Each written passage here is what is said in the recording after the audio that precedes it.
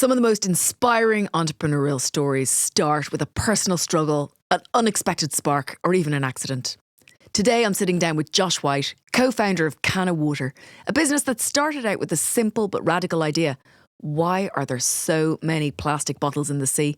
Why are we drinking water from plastic when cans are infinitely recyclable? What began as an uphill battle against industry giants has now helped create a billion-dollar sustainable category. But Josh's journey to becoming an entrepreneur wasn't a straight line. In this deeply personal conversation, Josh shares his struggles with growing up with ADHD and addiction, the pivotal moments that nearly broke him, and how he turned his pain into purpose. We talk about what it's really like to run a fast-growing challenger brand when the industry doesn't want you to win, the pressures of building something bigger than yourself, and the resilience it takes to keep going when no one believes in you. And beyond the business, we get into something even more personal: fatherhood. Josh recently became a dad, and we explore how that's changed him, the guilt and balance that comes with being a founder and a parent, and what kind of legacy he wants to leave behind for his daughter. This is a conversation about struggle, resilience, and purpose, the kind of conversation that's going to stick with me for a long time after it's over. Let's get into it.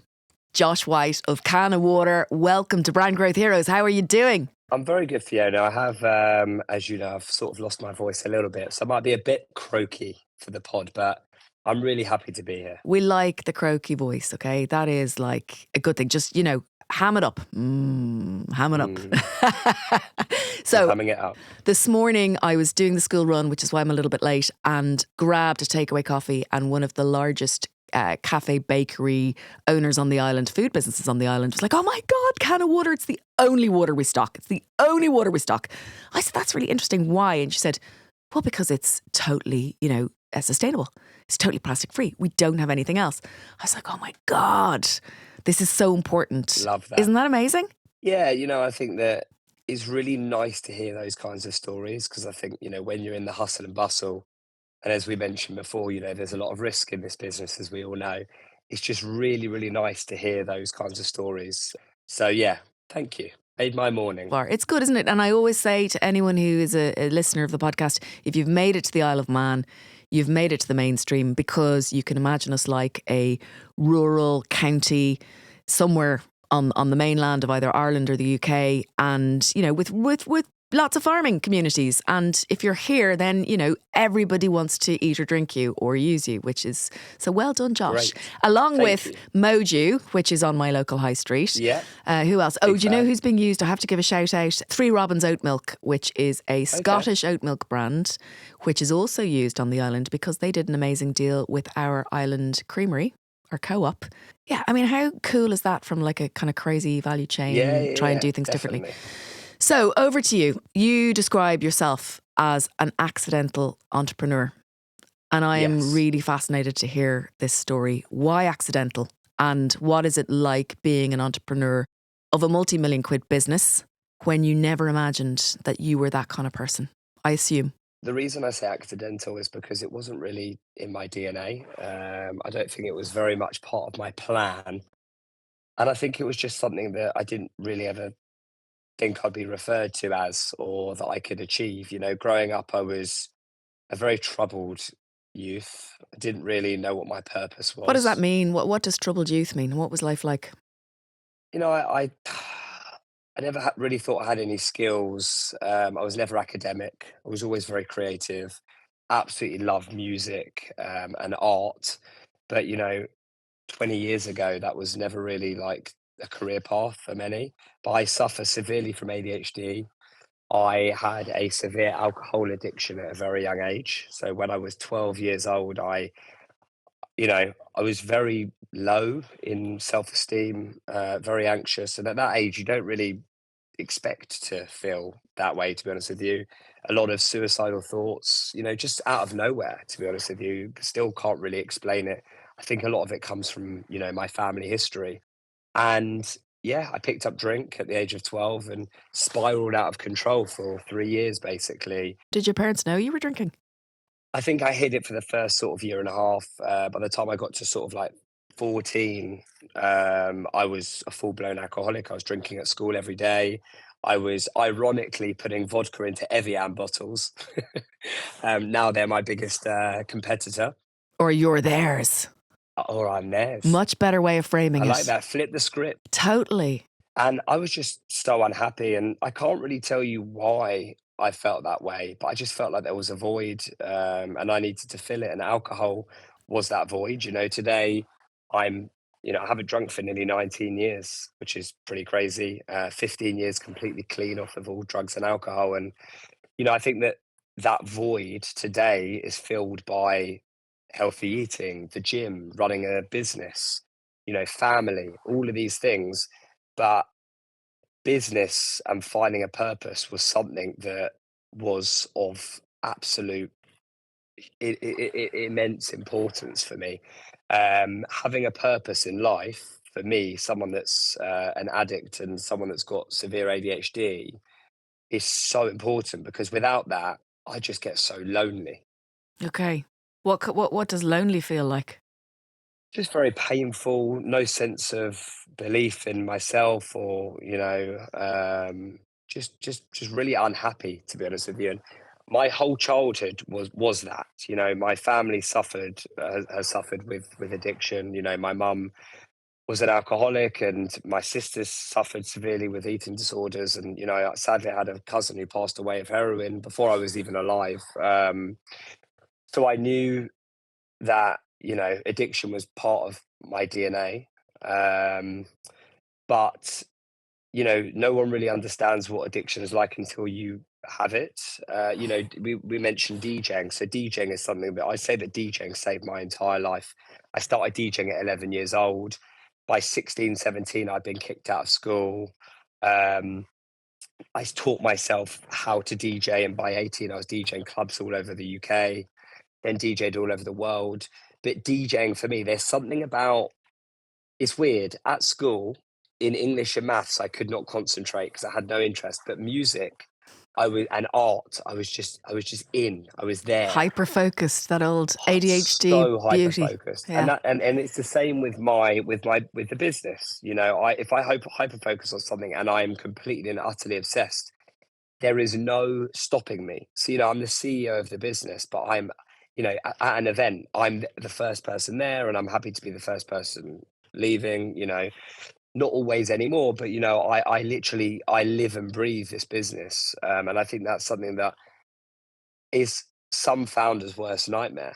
They sort of they've done it and they don't want to carry on doing it, and I get a lot of people saying to me like, "How comes you're still here?" And it's because I just that is the hyper focus. So I do, loneliness, especially as a founder, I still get it, but I have that sense of purpose today, especially where the business, centers around sustainability and doing good. Those are things that get me up every day that I don't feel the loneliness that I did as a kid, where I felt like I was alone. Um, I've like alone, and no one around me. I've got incredible people around me today. Um, but it's a different kind of Hmm. loneliness. The loneliness today is the risk. It's like Yeah. The buck stops there's with a you. lot of risk, and that can be lonely. But I definitely feel like I pulled myself out of a really dark, lonely place into, what today is. I can't believe where we're at. So where are you at? Let's paint a picture for before we go back into how you got there. Let's paint a picture for people. So how big is the business? Where are you stocked? Which geographies, which channels? Tell us all. So the business is stocked really all over the UK. I mean, it's got to a point now where, like you said, like, I didn't even know that we're on the Isle of Man.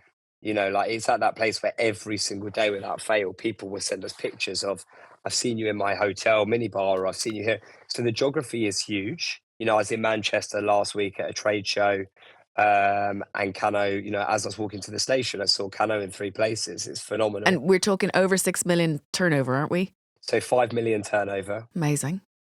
and we've probably sold nearly close to 65 million cans in the UK.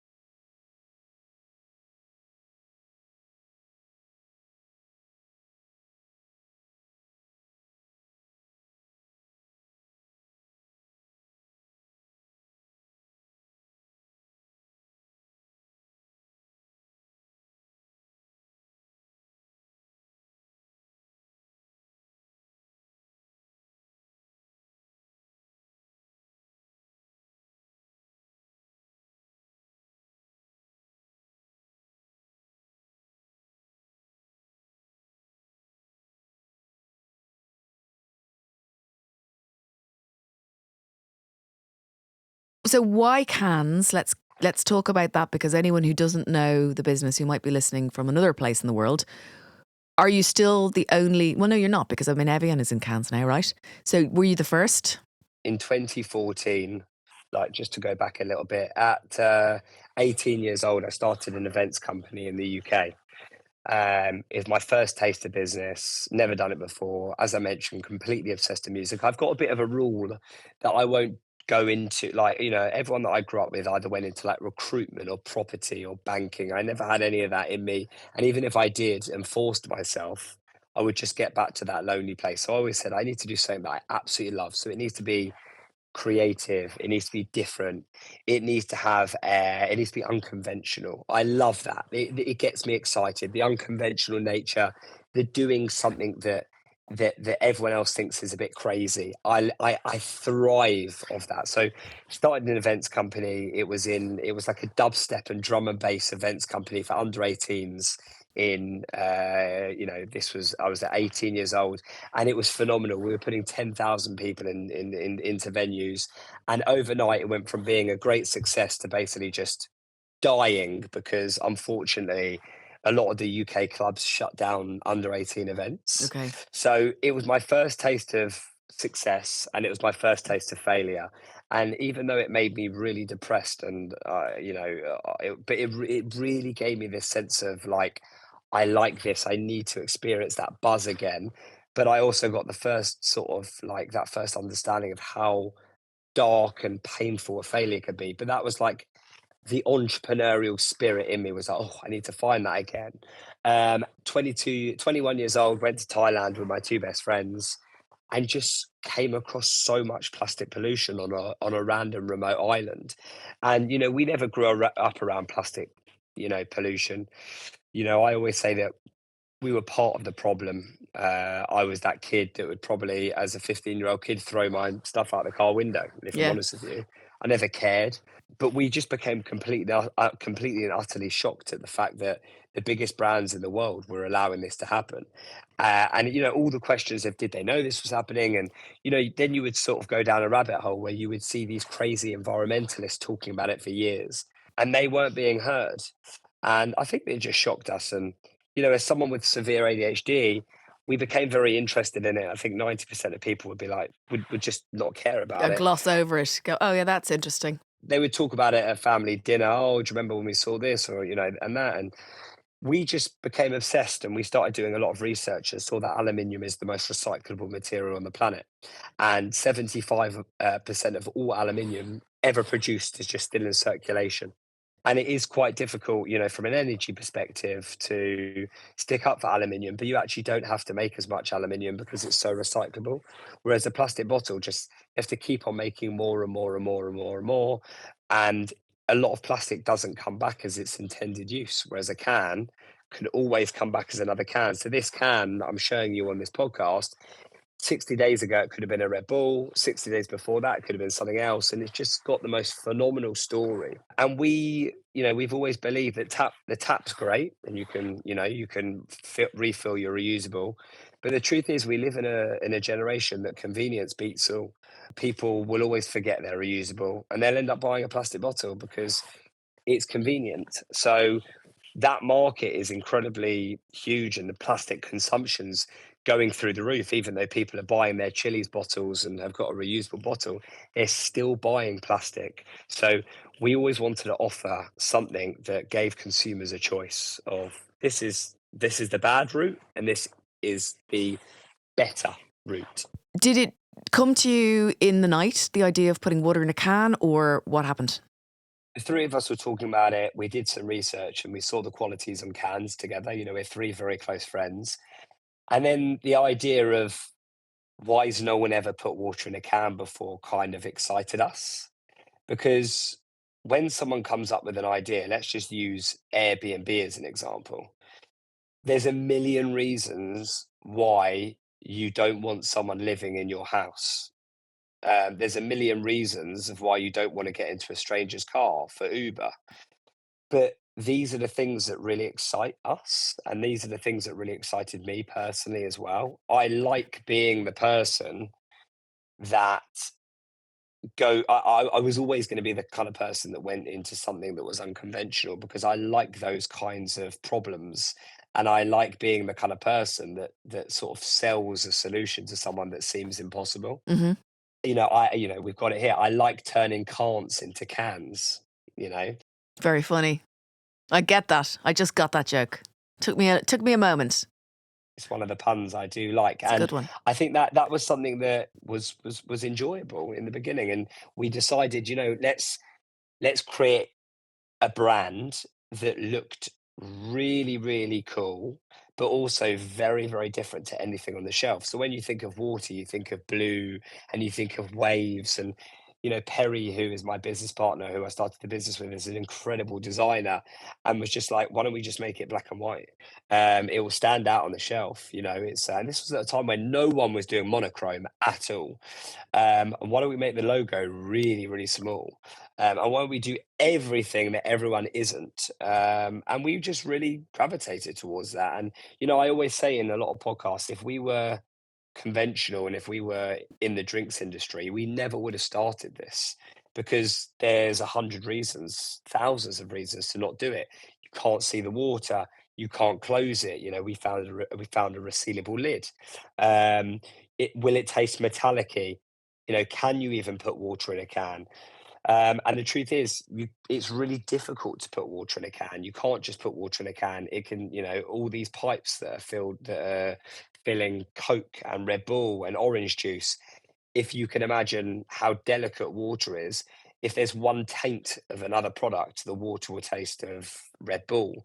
So we had so many hurdles when trying to start this business. We were the first and we were the guinea pigs for other brands now that are doing it, that it's very easy for them to fill water, but it wasn't. We had so many things go wrong. But I think the hardest thing of starting this business was we were completely taken the piss out of. No one believed in us. No one wanted us to work. If I think about retailers, cans are nearly double a plastic bottle. So they definitely didn't want us to work because they will make a lot more money selling plastic bottles. And consumers just don't want anything different. So when we would speak to consumers at events, they would just laugh at us to our face. We would for the first sort of 2 to 3 years, people genuinely thought we were mental. The retailers wanted nothing to do with us. The wholesalers didn't want to take us in because they just didn't believe that this was ever going to be a thing. They thought it was a fad. What did you believe that made you continue, and why do people buy it? What is it that has proved everybody wrong? So I think for the first 3 years, and it's a circle. It's a circle. I've seen it in loads of different industries over the years. Is that something that might be deemed as crazy then, I mean, I liken it to BlackBerry versus Apple.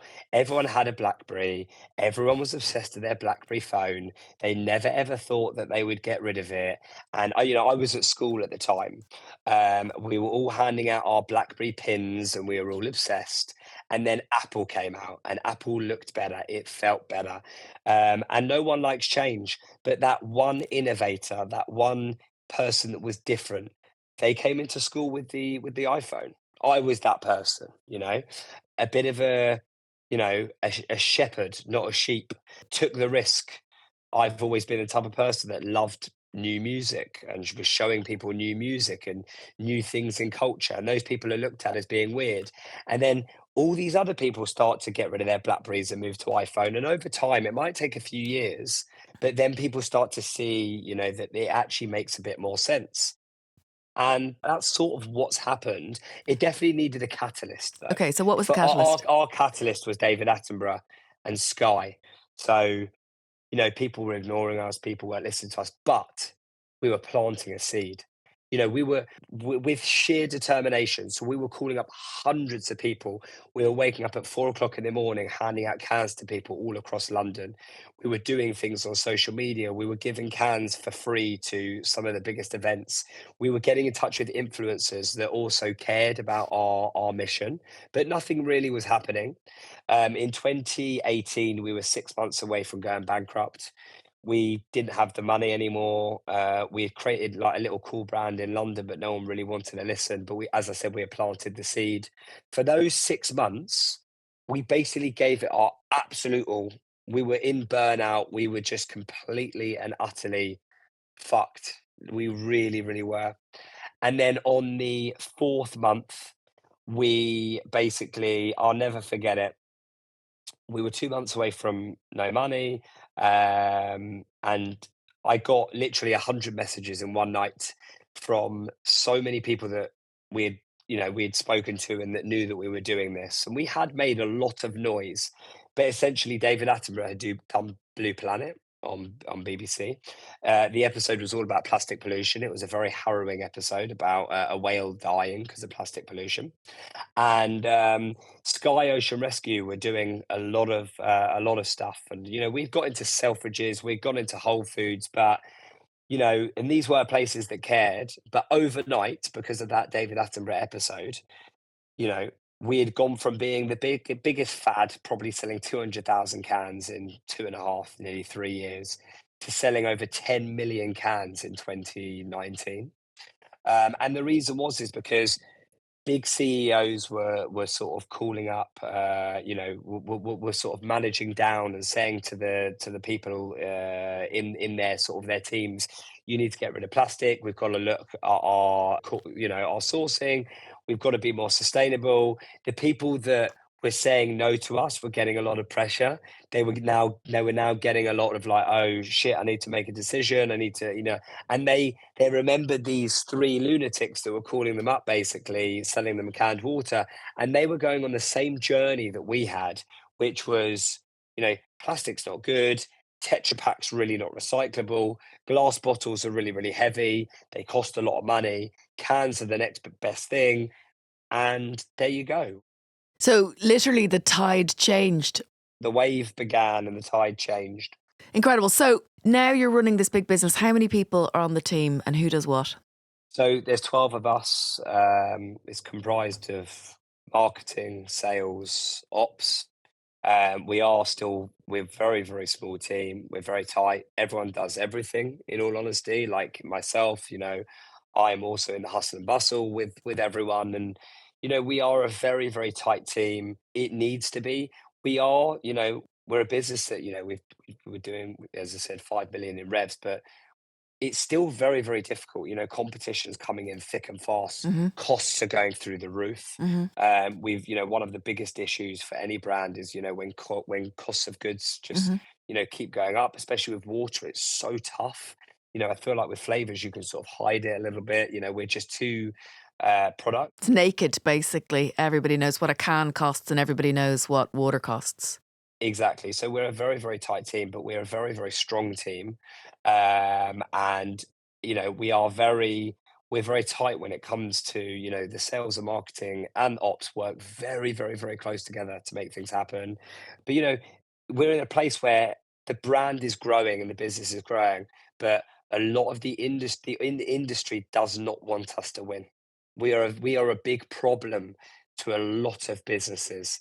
And I love that, that's why we started the business. I mean, do you know that for definite? Because I was talking to a founder recently who's created a sustainable part of a category has been historically kind of run by huge, big conglomerates. And he has, had some scary messages. I mean, how do you know that you're making things difficult for the industry or that they don't want you to win? Yeah, we've had things very, very similar. Have you? And we've also had things with, with businesses that have canned waters, making it close to absolute impossible for us to grow. There are some stories that, I'm sure one day will be in my book. Like, I can imagine, let me imagine. So like, spending ridiculous amounts of money for exclusivities in the channels or in the customers so that you cannot get a listing no matter what. Yeah, that, and also undercutting us so heavily that brand is not making any money whatsoever. They're not making any money, and they've taken the decision that for the next few years we're not going to make a penny. We're literally going to lose serious money. But that's illegal in France. In France, it's illegal to sell below cost or to lose money on a food or beverage product. Yeah, We're in the UK, it's definitely happening, and that's been very, very difficult for us, you know? We're a small founder-led brand, we don't have the power of that. What we do have is we've got a phenomenal brand. These brands are not brands, they're just got a lot of power behind them, and, you know, we've felt that, definitely. What is it like? We have a lot of ADHD in my family, including myself, my kids, blah, blah, blah, blah, surrounded by it. It is hard, brain fog and focus. And when you're not interested in something and people start talking and then you just switch off. And, you know, certainly why I'm not running a big business because it's just not my forte. I'm much better at other Yeah. stuff. What is it like running a business? What do you say no to? What do you say yes to? What have you learned that you're not good at? How do you manage and mitigate all of those strengths and weaknesses that come with an ADHD diagnosis? Running a business with ADHD is really, really tough. My mind is like a washing machine or 1,000 voices in my head from the second I wake up. If I don't channel that or do something like it could be a morning walk, it could be an ice bath, it could be going to the gym. I didn't this morning because I've, you know, as you know, I've got a cold. Then if I don't sort of get that dopamine high, the whole day is kind of ruined for me. You've said something really interesting actually. Does that dopamine high actually allow the clarity of thought to come through? Yeah, a little bit. I feel like the brain fog disappears a little bit. So when I go to the gym or when I go on a walk, or if I do something that it could even just be listening to music, if I get that high, I feel like it's like Moses walking through the No, because I the see that river. with someone in my family who is taking meds like for ADHD. You know, they've been probably diagnosed through the whole system and stuff. And literally within 10 minutes of taking that medication, they are a different person from a behavior and everything. And what you're saying actually, and I'm thinking, you know, days when I have brain fog, which I complain about all the time, maybe I should try getting that natural dopamine high if it does provide that cut through. That's really interesting. It 100% helps. And I think that over time I've learned that if I don't get that, I won't be the best version of myself. Okay. What I have learned is that I'm very good when it comes to I'm one of these people that I haven't got one skill. I've got a lot of skills and I'm very good at all different things, but I'm not very good at one thing. In Cano Water history, I've been great at marketing, I've been great at sales, I've been great at ops, I've been great at just being the guy that's in the warehouse building the pallets, but I'm not the best at it. You know, a lot of founders, they're the best finance people or the best marketing people or the best salespeople. When I started this business, I didn't really have any skills to run a business. I've sort of self-taught myself, to be completely honest with you. I'd never really made a sales call by the time I started Cano Water. I'd never done any marketing. I'd never even knew anything about operations. I kind of just I'm very open at to learn, and I've sort of become a good operator through just being eager to learn and not being a stubborn, egotistical founder who thinks that they're the best at everything. Because I've known from a very, very young age that I'm just not, but I really, really want to be good at things. And I think that being told as a kid the whole time, you're not good at this, you're not good at this, you're not good at this, or how are you going to do this, how are you going to do that? And the ADHD mind being like, fuck you, I'm going to prove to you that mentality has enabled me to grow. Um, but the hardest thing and the thing that I'm very resilient now. Being told, you know, the business isn't going to be good, the brand isn't going to grow, countless meetings of investors who don't believe in me or don't believe in the business has enabled me to become very resilient, which I think is needed as an entrepreneur. But my ADHD has 100% given me the tools to carry on and keep going. Whereas in 10 years, I've probably seen 50 to 60 brands just not, Yeah. you know, Yeah. they've fallen because they haven't been able to get there. And the truth is Cano could still fall, you know, but my mind is still set. It's still laser focused that we've got to get this done. We've got to get this done. What I'm most proud of though is that we've built a category from nothing. It was zero. There was no canned waters to a $1 billion category. The $1 billion category. You have created $1 billion category. That is unbelievable. What a legacy, a sustainable one. It's why we started it. So, you know, whatever happens with Cano Water is irrelevant. We started this business to get people away from plastic into cans.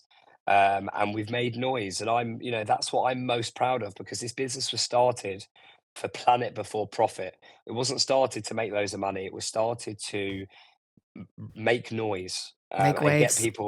get people scared and get people sort of like, we need to make a difference. And that's what I'm most proud of. I understand you recently had a baby. I have. Yes. Tell us, is it a boy or a baby? It's a little girl. Oh, She's special. She really is. dads and girls, that's something else, right? I'm not saying dads and boys aren't, but they're different flavours of relationships. Listen, I would have been happy with whatever I had, but a part of me did want a little girl. Oh, so tell us, what's it like being a founder with a baby? I mean, I know I've been there 3 times now. It's not easy. Does it change things? Yeah, I think that, there's a lot of guilt there. I'm not there the whole time. I try and be there as much as possible, but I think for me, balance is super important. And I try, with all the stresses around business, I try to stay healthy. I try and go to the gym. I have to have a good balance, otherwise everything falls, in all honesty. I think that's something that's quite important. So, I'm very, very stressed always when it comes to work and building the business, that there are things that I need to do to keep myself sane. So I'm waking up in the morning, I might be going on a walk, I go to the gym after work. So I do have to fit in time to spend time with her, which I do, but I have to make sure that there is a balance in all aspects. So I do feel guilty at times. Last week I was in Manchester at a trade show. I didn't see her for 2 days, and I really miss her. I spend a lot of time on FaceTime. It's physical, isn't it? That missing, like Yeah, until you've had a yeah. baby, it's like, I'm sure people who have dogs feel the same way. I shouldn't judge, not judge is the wrong word, but I shouldn't suggest that people don't feel that physical missing. But like, I'm going away on Wednesday. I'm going to London on Wednesday till Friday. And already I'm thinking about not being with the kids, and more so, not me. I don't care about me not being with the kids. And this is probably different for you because she's still so little. But I'm worried about them not having me around. I'm worried about them. Like, their dad's amazing, but I'm worried about them being without their mama for 3 days. 100%. That's the guilt. Yeah, definitely. And I think that, she is young at the moment, so I'm sure that she's not really thinking in that way. But, it's important for me to be there. I'm very fortunate that my dad was also building a business, but he was always there. He always put me first. So I'll always put her first and my kids first. I think that it's really important that they feel that. But at the same time, do you know what? One thing that has always been very important to me is the line of work and what I do, and what that sort of says about me for my kids. I really want my kids to look up to me, and what I've built. That's why, one of the things that I want to be remembered for when it comes to my kids, is that I focus heavily on purpose-led businesses. That's something that, as an entrepreneur, that's the itch that I've got now. I want everything that I contribute to the world to be purpose led. So outside of Cano Water, I spend a lot of time helping people with ADHD and addiction. I have people coming to me every single day for help with, I have an addiction problem, or I've got severe ADHD and I'm running a business. What do I do? I give so much time for free, like literally just to help people. It's something that I absolutely love. It's something that I will do for the rest of my life. And I think that's something that I really want my kids to see as well, that that's something that I'm contributing in the world. So not just the fact that I'm with you or being with you. Simon Squibb, who's a friend of mine, if anyone doesn't know Simon Squibb, he's a phenomenal sort of influencer on social media. He once said to me, your kids don't do what they say, they do what you do. And I really, really like that. I never listened to anything that my dad said ever. I was such a rebel. I've literally done what he's done, and I've sort of become the person that he is and watched what he did. And that's sort of something that I would like my kids to remember me for, is what I've brought to the world, not just that I was there or I wasn't there. I want them to know that when I'm not there, that I'm doing something great. What you've just said is really inspiring and moving. And you've said a couple of things that I'm going to note down and share when I go home today. I really mean that. When you look back to times that were the worst of times, and knowing that you've been able to become this person that you feel proud of today, what would you say to the person who was struggling? I get asked this quite a lot, and to be honest with you, I think that I would just have more belief in myself. I think that there was many times, as I mentioned before, like that I might have not have been here, or I might have gone down a different path. I think that there was a lot of fear. I think that fear is like the number one offender for anyone. It can stop you from being the greatest person or greatest version of yourself. I think that we all live in fear. It doesn't matter if you have ADHD, addicted, it doesn't matter. I think we all live in fear. I think that we are capable of so much more that we believe in, but fear stops us. And there was a stat that went out recently about ADHD that really upset me. It was that people with ADHD die younger. Yeah, I saw that. I understand why, because I think that we take so many risks, and also like ADHD and addiction is so close as well. Because if we don't get that fix, Hmm. we do go to drugs, we do go to alcohol. But if you flip that as well, I think people with ADHD have got a superpower that if they understand how to use it, and if they find a way of turning it into a superpower, they don't need to die early. They can retire early, or they can do other things.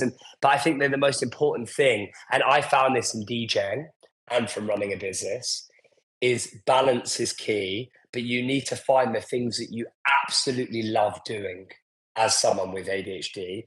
So I think the person that I was growing up, I didn't know that I could be what I am today. And I'm very, very glad that I have found it. My job now is not to necessarily go back in time and tell the version of me. It's basically telling the people that are me. Absolutely. That's the gift that I can give. And that's something that I want to continue to do forever. Josh, that's amazing. Thank you. And we'll stop on that note because there really is not much more to say than that. You're fab. I'm really glad I got to meet you today. So thank you so much for coming on the show. Thank you very much. It was great to do it. Thank you. Thank you.